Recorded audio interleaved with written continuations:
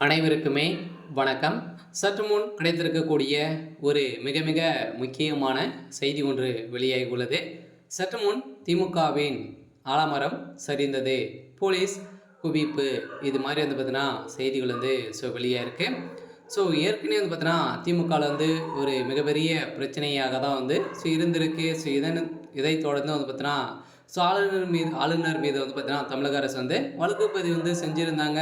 இந்த வழக்கு பதிவின் அடிப்படையில் ஆளுநருடைய ஆர்.என். ரவியினுடைய கதை ஒட்டுமொத்தமாக பார்த்தீங்கன்னா அவருடைய ஆட்சி காலம் பார்த்தீங்கன்னா முடிந்து 6 மாத காலங்களாகவே முடிந்து விட்டது.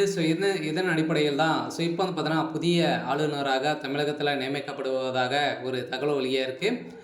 இதைத் தொடர்ந்து தான் நிறைய திமுகவினர் பார்த்தீங்கன்னா பெரும் அதிர்ச்சியில் இருக்காங்க. ஏன் அப்படின்னு பார்த்தீங்கன்னா இவர் பார்த்தீங்கன்னா பாஜகவுக்கு உகந்தவராக தான் இருக்காரு. அவருக்கு சாதகமாக தான் இருக்க போகிறாரு.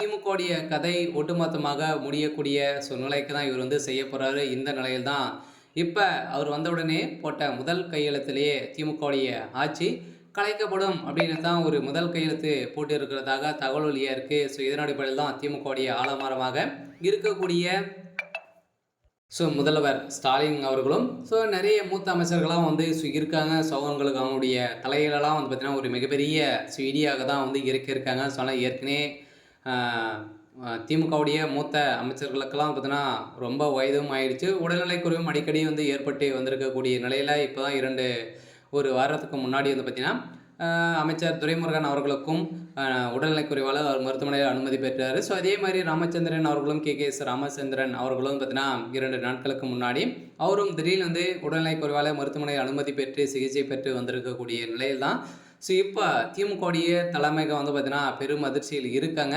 இருந்தாலும் முதல்வர் ஸ்டாலினுடைய தலையில் ஒரு மிகப்பெரிய இடியாக தான் இருக்காங்க. இன்னும் 356 சட்டம் தமிழகத்தில்